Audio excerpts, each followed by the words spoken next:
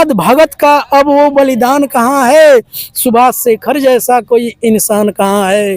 अरे बेईमान हो गए मेरे वतन के रहनुमा, बेईमान हो गए मेरे वतन के रहनुमा, बाबा साहब के सपनों का ये हिंदुस्तान। अगर अमित शाह साहब गृह मंत्री के पद पे पदासीन हैं तो वो बाबा साहब और संविधान की बदौलत आंबेडकर आंबेडकर आंबेडकर आंबेडकर आंबेडकर इतना नाम अगर भगवान का लेते हैं तो 7 जन्मों अमित शाह जी बाहर बोल दिए होते अवार्ड, तो हमें लगता है कि जहां उनकी इच्छा रही हो अब तक वो चले गए। इनकी मानसिकता ही दंगा कराने वाली रही है। सदन के अंदर दिया था और सदन के अंदर दिए गए बयान पे कोई कार्रवाई नहीं होती, इसलिए उनको ये अंदाजा था कि हम यहीं बोल कर, अगर वो बाहर बोलते तो जहां जाना चाहते थे उनको बाबा साहब के अनुयायियों ने। मैं आज उत्तर प्रदेश के गाजीपुर में हूँ और गाजीपुर में एक तहसील पड़ती है कासमाबाद।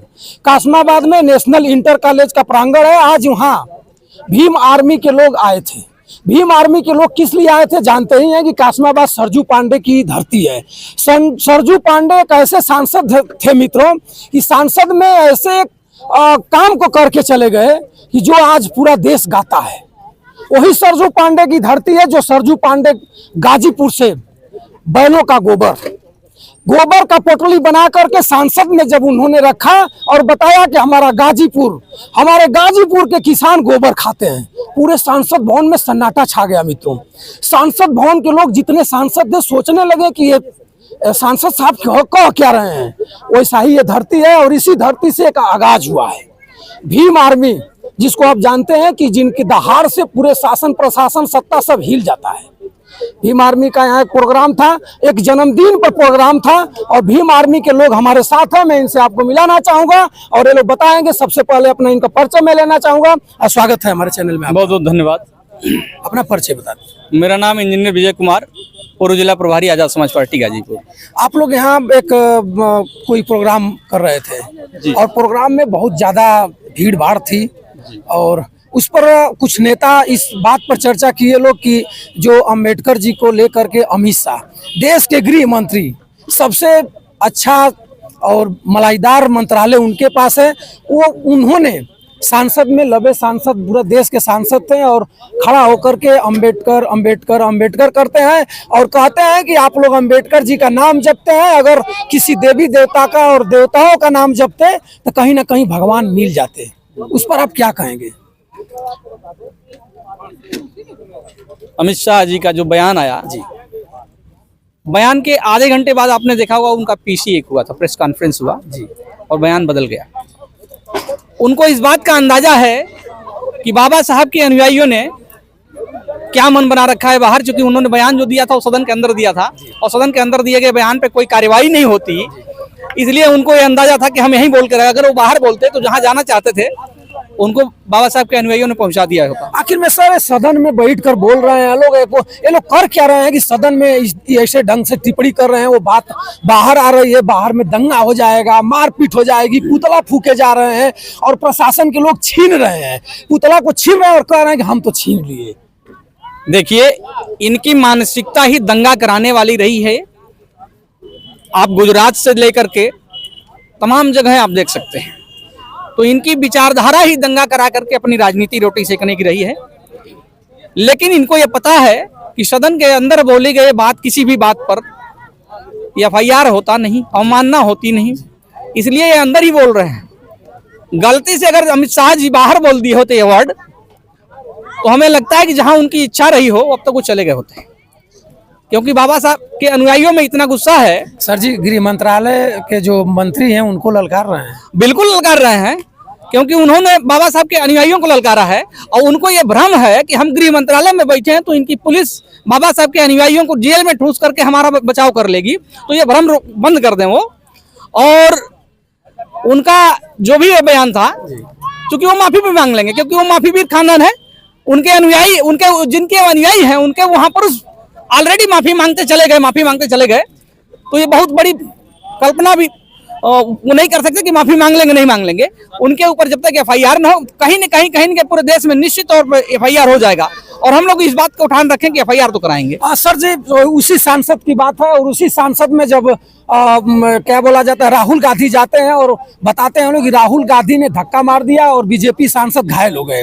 एक महिला सांसद ये भी कहती हैं कि हमारे नजदीक आकर के खड़ा हो गए और हमारा शरीर थर्रा गया।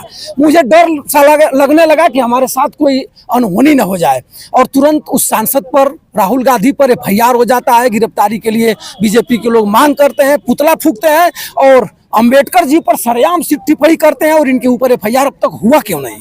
सदन में चारों तरफ सीसीटीवी कैमरे लगे हैं।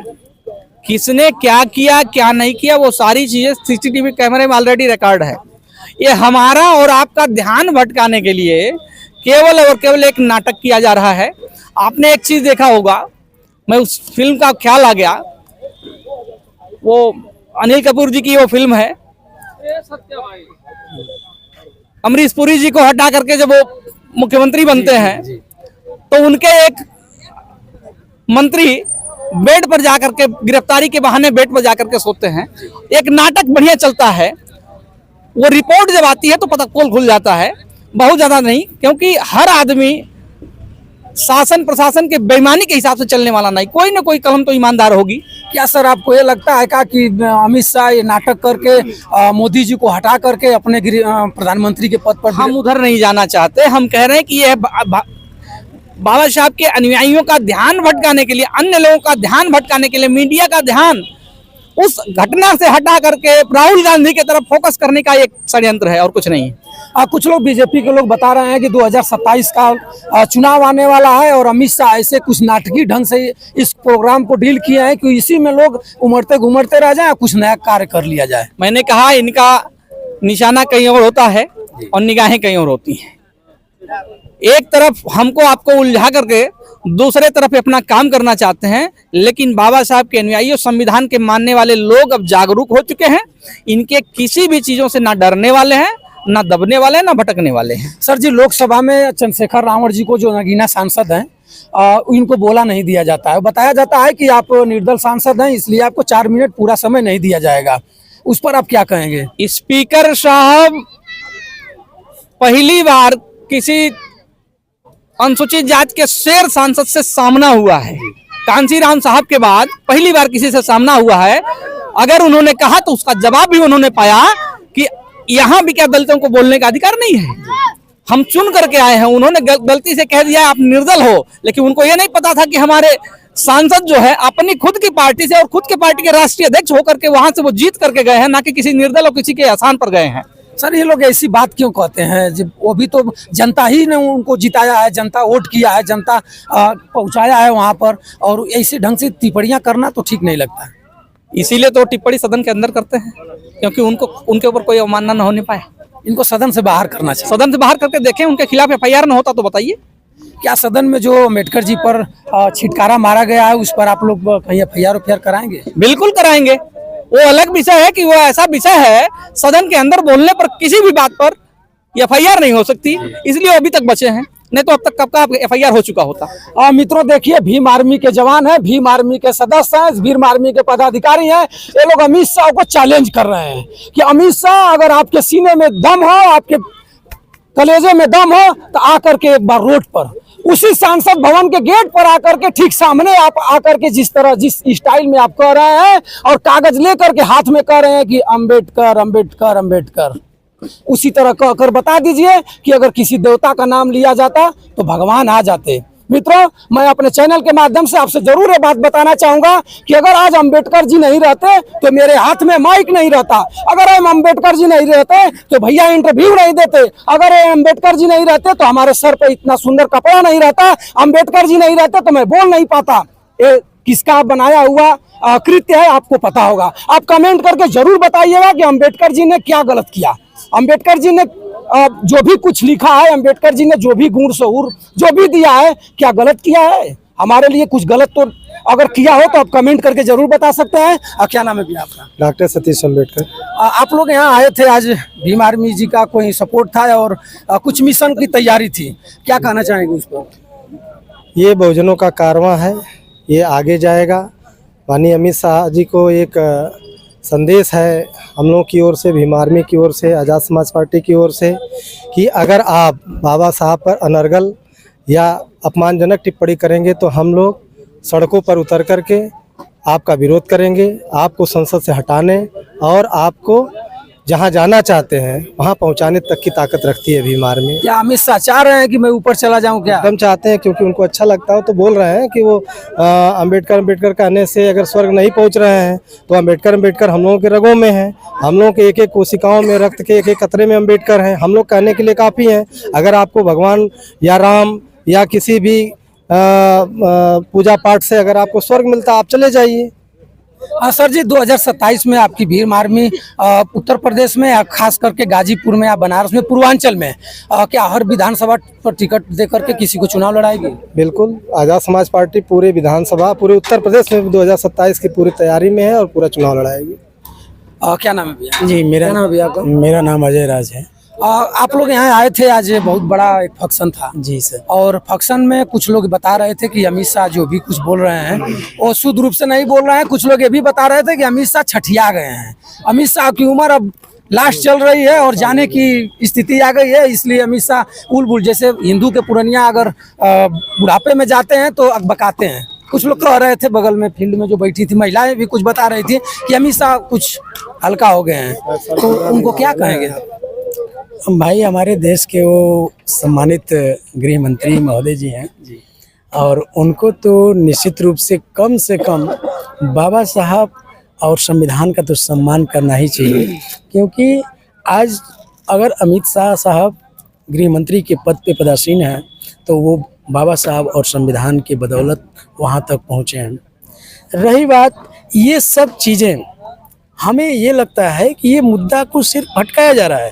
जो इस देश की मूल समस्या है, जो इस देश के एक बहुत बड़ी आबादी जो है हर अधिकार से वंचित है, हर सम्मान से वंचित है, उनको मुद्दा को, उसी मूल मुद्दा को भटकाने के लिए ये लोग अपना प्रोपेगेंडा कर रहे हैं। ये लोग संसद में जाएंगे, किसान की समस्या नहीं करेंगे, छात्रों की समस्या नहीं करेंगे, अपने में हिंदू और मंदिर मस्जिद को लेकर के उसी में अपने कोई भी गुट का सांसद हो कह करके और उसको निपटा देंगे, काम खत्म हो जाएगा। माननीय मंत्री जी से हम इतना जरूर कहना चाहेंगे कि वो आपके लिए, आपके वोट के लिए आप स्वार्थ में उनका कर सकते हैं, आपके लिए पूजनीय हो सकते हैं, आपके लिए वंदनीय हो सकते हैं, लेकिन इस बहुजन समाज के लिए पूजनीय और वंदनीय के साथ साथ वो अनुकरणीय है। उनके बताए हुए पद चिन्हों पे यह बहुजन समाज चलने वाला है। तो हम एक संदेश जरूर उनको देना चाहेंगे कि आज़ाद भगत का अब वो बलिदान कहाँ है, आज़ाद भगत का अब वो बलिदान कहाँ है, सुभाष शेखर जैसा कोई इंसान कहाँ है। आज़ाद भगत का अब वो बलिदान कहाँ है, सुभाष शेखर जैसा कोई इंसान कहाँ है। अरे बेईमान हो गए मेरे वतन के रहनुमा, बेईमान हो गए मेरे वतन के रहनुमा, बाबा साहब के सपनों का ये हिंदुस्तान कहाँ है, ये हिंदुस्तान कहाँ है। तो मित्रों, आप देखिए, और भीम आर्मी के नौजवान हैं लोग, और भीम आर्मी के लोग बता रहे हैं कि अमित शाह होश में आ जाइए। अमित शाह ऐसे सब टीका टपड़ी बात मत करिए। अमित शाह बात करनी हो तो शिक्षा पर करिए, किसान सेवा पर करिए, किसान के खाद पर करिए, किसान के बीज पर करिए, गेहूं चावल पर करिए, और रेट घट रही है, बढ़ रहा है, इस पर करिए। गरीब खा रहा है, कपड़ा लत्ता मिल रहा है, रोटी मकान मिल रहा है कि नहीं मिल रहा, इस पर करिए। लेकिन आपने इस पर नहीं करिएगा। आप तो हिंदू मुस्लिम में फंसे हुए हैं। आप हिंदू मुस्लिम जब तक नहीं करिएगा तो आपका वोट बैंक बैलेंस नहीं हो पाएगा। इसके लिए भीम आर्मी के लोग अपना गाजीपुर से सरजू पांडे की धरती से आज आगाज कर चुके हैं। अगर आप नहीं संभलेंगे तो ये आगाज पूरे उत्तर प्रदेश, पूरे देश में धाएगा और आपको कहीं ना कहीं पंगुर बना देगा। और वो लोग बता भी रहे हैं कहाँ जाने के लिए आपको, वास्तव में आपको डिप्रेशन में होकर जाने की तैयारी हो जाएगी। मित्रों, मैं इसी के बाद मैं फिर इन लोगों से कभी मिलाऊंगा। तब तक के लिए बंसराज यादव का सादर प्रणाम स्वीकार करें। जय हिंद।